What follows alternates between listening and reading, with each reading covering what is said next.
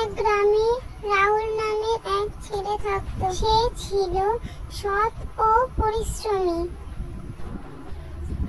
তবে তার পরিবার ছিল খুব গরিব।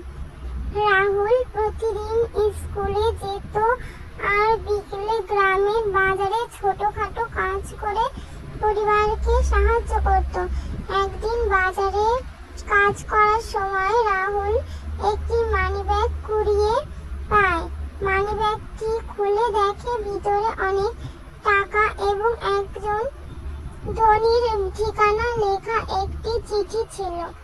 রাহুল একটু না ভেবে সোজা ওই ঠিকানায় পৌঁছে মানিব্যাগটি হয়ে রাহুলকে জিজ্ঞাসা করলো, রাখতে পারতে, কেন ফিরিয়ে দিলে? রাহুল উত্তর দিল, আমার মা শিখিয়েছেন অসৎ পথে পাওয়া টাকা কখনোই শান্তি আনতে পারে না।